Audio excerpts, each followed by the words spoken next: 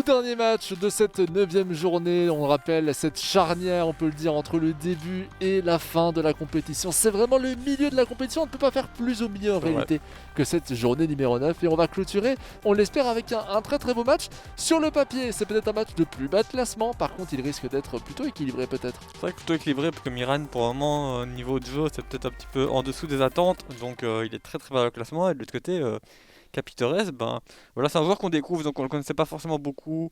Il montre des belles choses, des choses un peu moins bonnes, donc c'est un peu dur d'évaluer son niveau actuellement. Effectivement, là on peut le dire, on peut même le clarifier. Le Berscott, il nous a montré de très très belles choses durant les matchs précédents. Avant, voilà, il y avait des difficultés, on le sentait pas au meilleur de son niveau. Et ici, on a eu l'impression de le retrouver, plutôt de le trouver tout court en réalité, avec notamment ce magnifique but qui a fait sur les réseaux sociaux également, avec voilà, ce coup du scorpion absolument sublime de la part de Capitores. Face à lui, Miran, le joueur de Malines, on l'attendait très haut. On le voit moyennement haut, on peut le dire. Alors il est actuellement 13e au classement à la fin de la journée précédente. Même s'il gagnerait cette confrontation face au Berscott, il n'aurait toujours que 10 points. Et au final, n'arriverait même pas à suivre la cadence de tous ceux qui ont réussi à marquer des points. La Gantoise, qui est juste devant lui avec 9 points, eh bien, il a réussi à gagner sa confrontation face à Moucron, qui est du coup stabilisé à 13. Même en cas de victoire, Malines restera dans une position très complexe pour lui. Ouais, c'est vrai, donc c'est vrai que ça peut être compliqué comme match. On va voir un petit peu ce que les deux joueurs peuvent nous sortir quand même comme match. Après, il faut également souligner un point très très intéressant et très très important, c'est qu'on a eu ce match postposé. Évidemment. On a eu ce match postposé entre Waasland-Beveren et Eupen. Ce match pourrait éventuellement changer les choses au niveau du bas de classement, mais pour l'instant, ce n'est pas le cas. Donc, il faut également souligner ce petit point-là, cette journée en moins en réalité pour certains des joueurs.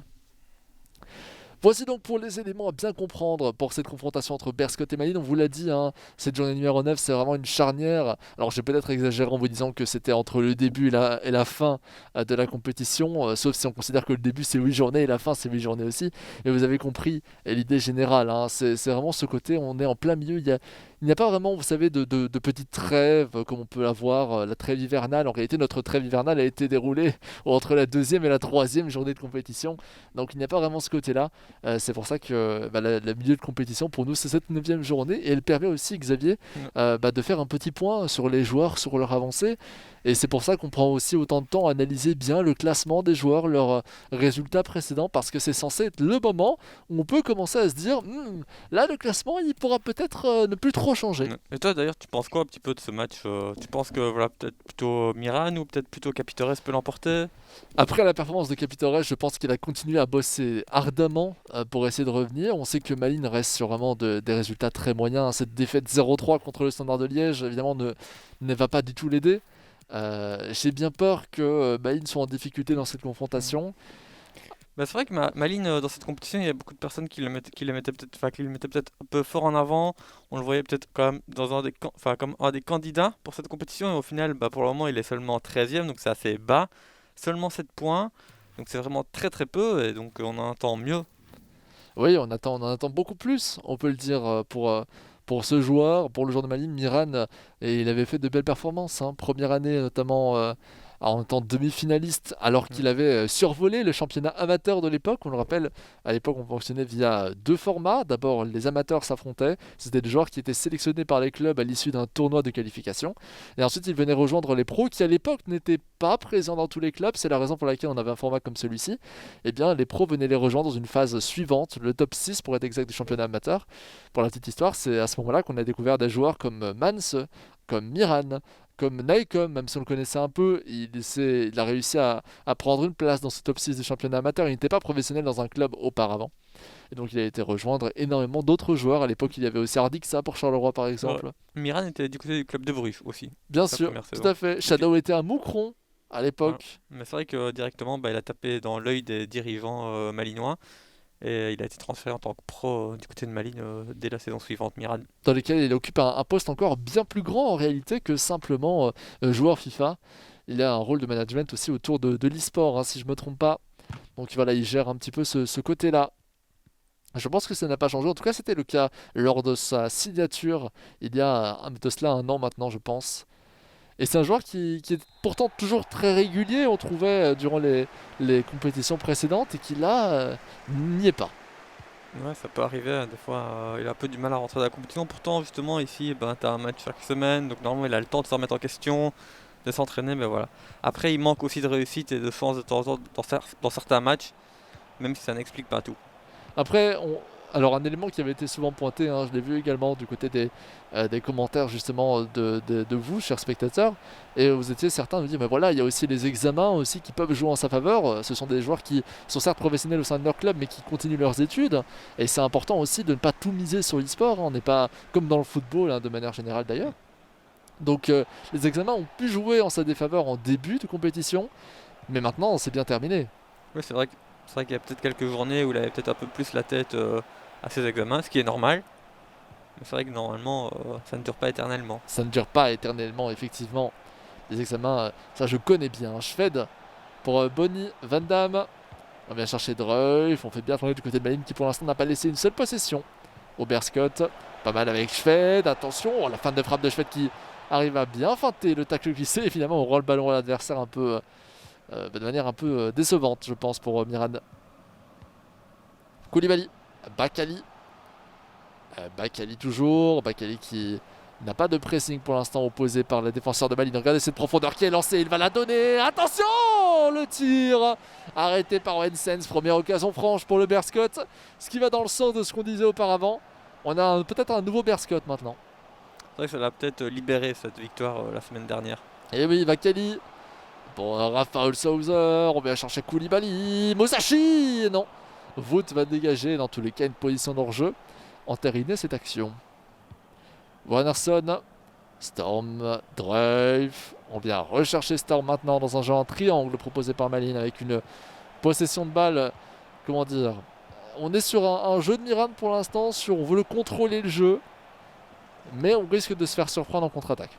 Oui, surtout que je pense qu'offensivement, Miran, je vais pas dire qu'il joue mal, mais il joue un petit peu lentement. Et le Bercott joue avec 5 défenseurs. Et pour trouver la faille. Oula, oula, oula, oula, qu'est-ce qui vient de se passer? Excuse-moi de t'avoir Non, mais interrompu, t'as raison. C'est Xavier. vrai qu'ici, dans la défense, il y a eu une petite incompréhension, je pense, entre les défenseurs et. Et les gardiens, Voilà. mais c'est une imprécision assez notable. J'en ai déjà vu des buts comme ça et c'est relativement triste quand ça arrive. Imagine tu perds le match là-dessus. Ah, mais je ne. Non, n'en parlons même pas. Xavier, je ne veux plus en parler. Storm au ballon sur l'aile gauche. On revient en retrait avec Wernersson. Wernersson toujours. Mais tu faisais une analyse pendant ce temps-là. Est-ce que tu t'en souviens encore, Xavier? Je disais justement que Malines, j'avais l'impression qu'il joue un peu trop lentement offensivement. Et vu que le Berscott joue avec 5 défenseurs, pour trouver la faille, si t'accélères pas le jeu en attaque, ça risque d'être très très compliqué. Ça risque effectivement d'être difficile. Très bonne analyse, Xavier. Koulibaly dans la perte de balle au profit de Wernersson. Quelques petits déchets dans ce début de match. C'est pas vraiment des. Disons que le problème, et c'est là qu'on voit, c'est là qu'on peut parler de déchets, c'est que c'est pas tellement les défenseurs qui prévoient les trajectoires de ces différents joueurs, des différents joueurs adverses, c'est plus genre les passes qui ne sont pas précises. Attention à Musashi. Oh, pas mal, dommage. Ah, j'ai cru que le ballon passait en dessous du gardien quand même. Ouais, c'est vrai, mais c'est le gros problème avec le Berscott en fait, et ça je l'ai remarqué depuis le match précédent, même s'il l'a gagné, c'est qu'on a beau avoir des occasions, on a du mal à faire le bon geste devant les buts. C'est vrai que c'est pas toujours donné à tout le monde. Drive, oh le grand pont de Drive, et le but de Drive. Alors là c'est un but qui n'a pas totalement été maîtrisé par Mirana, on peut le dire. Même lui, il s'étonne un petit peu que le ballon faille rentrer, mais voilà, au final, ça fait 0 pour lui et tant mieux. Ah oui, effectivement ça va le ravir, hein, mais c'était compliqué, hein, on peut le dire, avec cette petite poussée de ballon qui un peu chanceusement arrive à passer le défenseur en un contre un. On sentait que c'était pas totalement voulu, mais le principal c'est que ça marche. Voilà, c'est le résultat. Exactement. Et puis après, si ça se trouve, nous nous trompons et tout était prévu depuis le début. Mais vu la tête de Miran, j'ai peut-être un doute. Oui, très expressif Amiran. Drive, et là cette fois-ci c'est intercepté par Mboko. Musashi, oh dommage qu'il ne parte pas en profondeur, Bakali là parce que il y avait de l'espace à concrétiser. Rafael Souser, il vient chercher Alaimia. Alaimia toujours sur les droites, face à Wernersson, on pousse ce ballon vers Musashi, ça va rentrer, non. Alors là par contre, il est mal payé le Berscott. Je sais pas si c'est lui qui vise au mauvais endroit. Bah, c'est ça un peu le problème du Berscott depuis le début de la compétition en fait, c'est que bon défensivement il est pas forcément le meilleur, mais c'est qu'en attaque souvent il a les occasions mais il arrive pas à les mettre au fond. Et donc à partir de ce moment-là, ben c'est dur d'aller prendre des points, parce que qu'on regarde quand même depuis le début de la compétition, en 8 journées de compétition, il a marqué que 6 buts, Et donc oui, ça fait même pas un but par match. Et c'est ce donc que tu j'allais vois que dire. là il y a vraiment un souci. C'est exactement l'information que j'allais dire. C'est pas normal. La véritable statistique qui fait peur, c'est il a plus eu de défaites à son compteur que de buts marqués. C'est ça. C'est une statistique qui fait extrêmement peur. 7 défaites, 6 buts marqués. C'est vraiment dommage hein, pour ce joueur qui, pourtant, nous montre des choses offensivement, mais il y a vraiment un problème au niveau de la précision, au niveau du réalisme. Après, ça se travaille, donc pour lui, il peut s'améliorer. Ouais, attention parce que voilà, par exemple, grâce à ce genre de balle, eh bien, on peut créer du danger et Van der Berg va bien tacler face à cette course du Berscott. Rien évidemment fait, on a bien l'impression que le Berscott peut revenir dans ce match, mais il devrait être un peu plus précis. Schwed pour Kiaboré, pour Schwed de nouveau. On fait tourner là avec Van Damme, Bonny, Van Damme, Bonny de nouveau, maintenant Dreuf, Storm. Et finalement, il est intercepté par Mboko, Alaimia et maintenant Bassango. Eh bien, finalement, c'est un match très ouvert. J'aime beaucoup cette confrontation pour l'instant. On l'annonçait, même si c'est un match de bas de classement, ça pourrait être un des plus beaux matchs de cette journée de compétition, grâce au fait que ça pourrait être équilibré. Oui, ça, à partir du moment où c'est pas forcément. C'est vrai qu'habituellement, les matchs de haut de classement avec des joueurs fort proches, ben, souvent ils essayent de se neutraliser. On voit pas forcément de but, pas forcément beaucoup de spectacles. Tandis que les matchs de bas de classement, c'est peut-être plutôt des fois l'inverse. Alors que pendant que tu étais en train d'analyser, Malin a vraiment très très bien joué. Ouais. Mais je savais qu'il marquerait pas. Ouais, mais oui, bien sûr, tu as la science infuse, tout le monde le sait, Xavier. Vakali, C'est mon intuition. l'intuition de l'analyste, on le rappelle, le meilleur de Belgique. Alain Bonny, c'est grâce à tes qualités sont notamment liées au fait que tu es le gérant du plus grand site belge lié à FIFA. C'est quand même une fameuse ligne hein, sur un CV. Ouais, c'est vrai qu'effectivement, c'est assez sympathique alors que. Attention Dreuf avec cette montée dans le rectangle, il reprend bien ce ballon, la feinte, oh là là la croquette, Franz qui vient tacler, mais avec Dreuf il nous fait des choses, Malin, oh là là regardez, Storm et le tir de Storm arrêté par Van Hamel, attention à la tête, oh là là mais 3 fois je la voyais dedans, 3 fois en l'espace de minutes je voyais la balle dedans, et elle était à côté. Il a peut-être un peu trop chipoté, il aurait peut-être pu tirer plus rapidement ou se décaler plus rapidement, c'est vrai que la Malin. J'ai l'impression qu'il a voulu trop en faire, qu'il était peut-être un peu trop confiant lors de cette occasion. Et ça vient un petit peu, comment dire, balancer, c'est ça le terme que je cherchais, balancer le nombre d'occasions du Berscott depuis le début de ce match. Là on se dit maintenant, ouais, c'est quand même un peu plus mérité de gagner 1-0 pour Malin. Ouais, c'est vrai. Après, j'espère pour lui qu'il va quand même aller mettre en deuxième, parce que sinon, avec juste 1-0, quand on voit toutes les occasions du Berscott en première mi-temps, il peut se faire très très peur, Malin. Allez Van Damme, en retrait vers Dreuf, Van Damme de nouveau, Schwed, Van Damme, un jeu assez statique pour l'instant, Storm, on vient chercher Wernersson, dans l'axe maintenant avec Van Damme de nouveau, Schwed, ah dommage, Borogowski qui va récupérer ce ballon, et éventuellement une contre-attaque du Berscott face à Malin.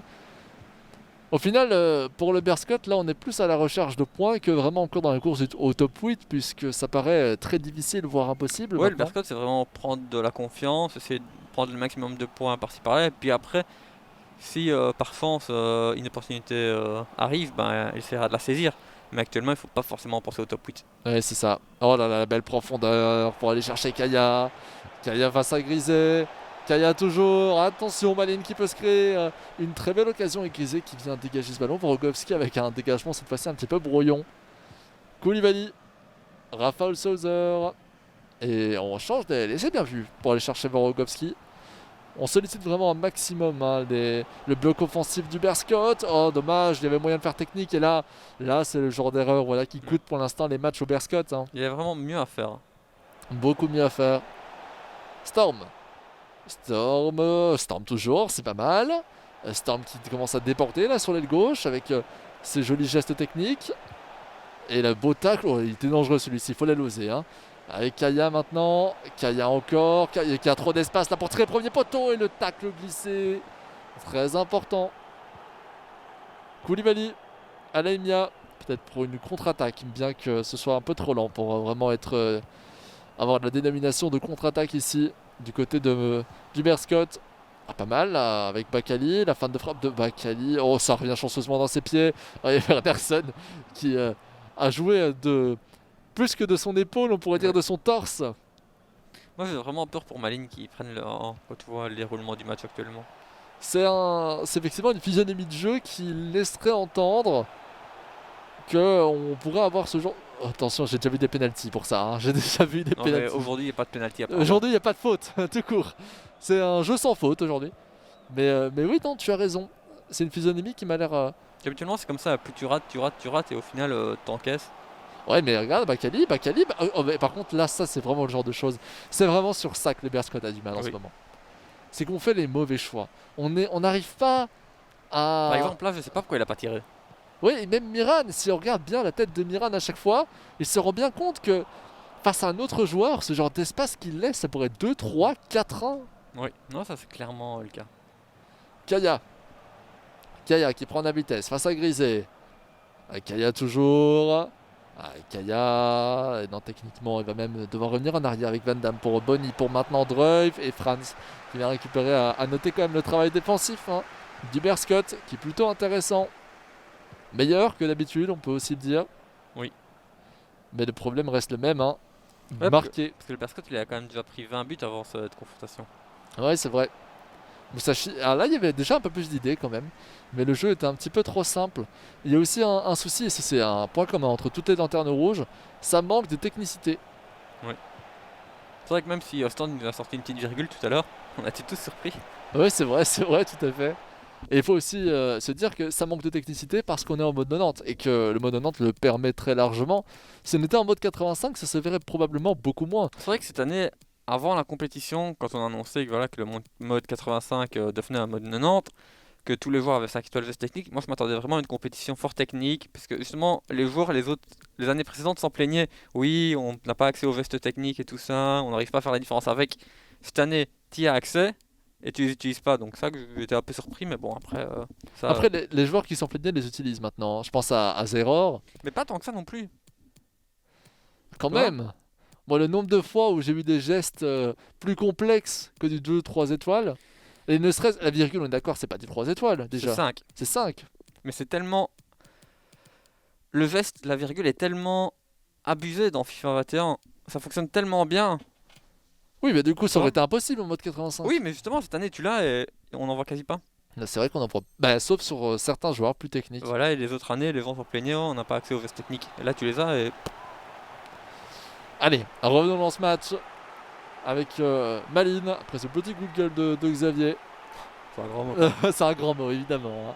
Mais c'est bien, ça fait des vues de dire coup de gueule. Oh, attention, Dreuf Dreuf qui vient se placer cette tête. Et c'est dégagé finalement avec Eleke. Pas mal d'occasions des deux côtés finalement. Je serais de moins en moins étonné qu'il y ait un match nul à la clé.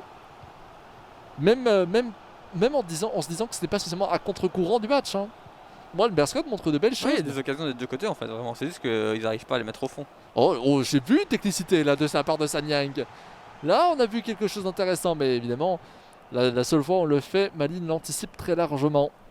D'ailleurs, je pense que Maline n'anticipait pas ce geste précis, mais simplement un débordement sur l'aile. Ronio pour Eleke. Oh, pas mal cette profondeur. Elle arrive assez bizarrement jusqu'au pied de Brogno entre tous les défenseurs. Et là, c'est pas mal pourtant tenter ce genre de petite passe à semi-hauteur. Il reste déjà plus que 10 minutes, donc si le Berscott veut revenir, il est temps qu'il la mette au fond. Et oui, Dreuf pour aller chercher Mrapti sur l'aile gauche qui est défendu par Mboko. On revient chercher Warnarsson pour Bonny. Et la pause qui est demandée par Capitores qui est tout à fait légitime et tout à fait normale pour essayer de passer éventuellement en ultra offensif. Hermans chercher Caboret et Vassangou qui n'arrête pas d'enchaîner les tacles debout. Un peu trop peut-être même. Avec Hermans maintenant, et il est en position d'hors-jeu et on va siffler la pause. 84e minute de jeu, 1-0 pour Malines, tout est encore possible. C'est vrai que voilà, je pense que c'est dur à dire. En fait, je serais vraiment pas étonné de voir un but. Je pense qu'on pourrait voir un but encore, d'un côté ou de l'autre. Mais ce match est clairement pas terminé pour moi. Oui, c'est vrai. Loin d'être terminé. Enfin, loin. Je suis peut-être en train d'exagérer, Il mais... reste plus que 5 minutes, mais Oui, c'est je ça. vois ce que tu veux dire. C'est qu'il peut encore passer tellement de choses, parce qu'on a vu des occasions pendant tout le match, aussi bien du côté du Berscott que du côté de Malines. Et chaque fois, ben, ils font la petite touche de ballon entre le mauvais choix ou autre. Donc ça aurait pu être. C'est le type de match, c'est 0-1, mais si c'est 3-3, 4-4, pour moi, ça, je suis pas choqué. Ouais, moi aussi. Face avec des joueurs qui seraient meilleurs, sans vouloir manquer de respect, hein, évidemment, au Berscott et à Manning qui font de manière générale un plutôt bon match. Si on avait des joueurs meilleurs, des joueurs du top 8, ce serait déjà 4-4, 4-5 pour les mêmes erreurs défensives. Oui. Musashi. Musashi toujours. Musashi qui avance là sur la droite. Attention. Musashi Suzuki. Très important au sein du Berscott. Avec Rafael Souser. On vient rechercher. Peut-être aller chercher les gauches. Non, non, c'est pas possible. On pourra pas passer. On est bien défendu par Mali alors qu'il y avait pourtant beaucoup de solutions, beaucoup de joueurs dans cet axe. Et ça relance Mrapti. C'est du 3 contre 3, 4 contre 4 si on attend un petit peu.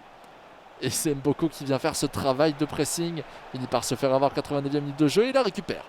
Il la récupère Mboko. Et là c'est le moment où il faut le tenter. C'est le moment où il faut aller marquer ce but. Et c'est le moment où il ne se passera rien, Xavier. Non, et je pense que voilà, Malines va aller chercher sa victoire tranquillement. C'est 3 petits points.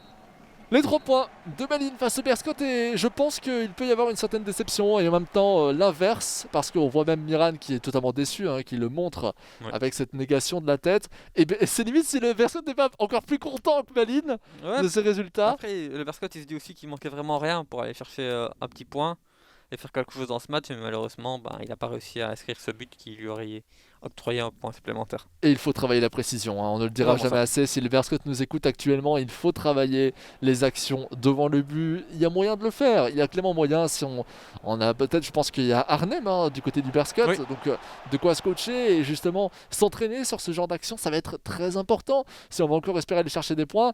Et il est évident que là, Miran, dans sa tête, ne doit absolument pas être satisfait. Non. Il sait qu'il aurait pu pour le même prix perdre cette confrontation. En fait, le seul point positif du côté de Miran, c'est qu'il a réussi à prendre les 3 points. Mais au vu de la qualité de jeu qu'il a proposé, c'est largement insuffisant pour viser un top 8. Largement en deçà. Et justement, nous arrivons à la fin de cette journée numéro 9, de cette journée charnière. Et c'est l'occasion de revenir sur l'ensemble des résultats des différentes confrontations qu'on a pu commenter, Xavier. Avec notamment cette victoire de but à 0 de la Gantoise face à Moucron, la défaite d'Ostende 3 buts à 4 face à Genk, nul concédé par Anderlecht face au Cercle de Bruges, 5-0 pour le Sporting de Charleroi face au Club de Bruges. C'est une des grosses données, hein, on peut le dire, de cette journée. Même chose pour Saint-Tron face à Zult, 3-0 pour le leader du classement général. Louvain contre Courtrai, c'est 1-1. Le match entre Wassenbeveren et Eupen a été postposé. 4-0 pour le Standard de Liège face à l'Antwerp. Ça aussi, c'est un très gros résultat. On aura vu quand même quelques scores assez importants. Et puis, vous venez de le voir, cette victoire de Malines dans la douleur face au Berscott. Voici donc pour les différents éléments de ce match day. Mais bon, on sait bien, ça ne s'arrête pas là. Il reste encore le classement général à observer ensemble. Et là maintenant, on avait déjà eu l'occasion de le voir il y a quelques matchs, hein, je pense. Mais Zult est parti en trombe. Oui, c'est vrai que Zult, il a quand même 4 points d'avance sur le deuxième. Encore un peu plus sur le troisième ça. Donc voilà, Zult est quand même dans une place clairement très confortable. Et on peut presque déjà dire que sa place dans le top 8 est assurée. Petit appel quand même à la régie s'il y a moyen de revenir sur le classement pour revenir sur 1 ou 2 points. Je ne sais pas si c'est possible. Au pire, je vous le dirai simplement oralement. Par rapport à ce classement général, les lanternes rouges qu'on voyait énormément avant, on avait souvent tendance à les placer comme ceci. Plus ça avance, plus je les vois beaucoup mieux dans cette compétition. Et bien que Wassenbeveren, on n'ait pas eu l'occasion de le voir spécialement à l'œuvre, du côté justement du Berscott, du Cercle de Bruges, on voit qu'il y a vraiment une montée en puissance. Oui, voilà. Même s'il reste un cran en dessous, on voit qu'ils essayent de s'améliorer sur leurs points faibles, qu'ils essayent de gommer un peu leurs défauts et de faire quelque chose. On voit qu'ils se laissent pas aller. C'est déjà ça qui est bien, c'est un point très positif pour eux. Mais maintenant, à eux d'aller chercher un peu plus de points quand même. Et le top 8 continue de monter. Et ça risque d'être très intéressant de suivre cette course top 8 qui est en train de devenir de plus en plus difficile pour les poursuivants. Avec Malines qui vient de remonter, la Gantoise qui remonte. Bref, ça n'annonce que du bon pour la suite de cette compétition. Et justement, c'est le moment pour nous de vous laisser malheureusement à l'issue de cette 9e journée. Il en reste encore plein d'autres à vivre à vos côtés, toujours aux mêmes horaires évidemment. On espère que vous serez bien présents. Et puis c'est aussi le moment pour moi de remercier l'ensemble du projet, tous ceux qui bossent dans l'ombre, par exemple la régie qui est vraiment à l'écoute et toujours là pour nous aider dans ce genre de moment. Et c'est très important d'avoir un très bon staff derrière pour un show qualitatif. Merci Xavier pour ton analyse de génie, hein, je le dis souvent, et ce n'est qu'à peine exagéré. C'était avec plaisir, Guillaume. Merci Xavier, et puis merci à vous, vous tous qui nous ont suivis depuis le début ou même en cours de route. Évidemment, on est très très content d'avoir pu vivre cette journée de compétition en votre compagnie. Et puis, que vous dire de plus à part, prenez soin de vous et eh bien, portez-vous bien avec cette chose bizarre qui s'appelle le coronavirus. Je sais pas si vous connaissez, c'est un truc qui est arrivé il y a pas longtemps. Ciao ciao!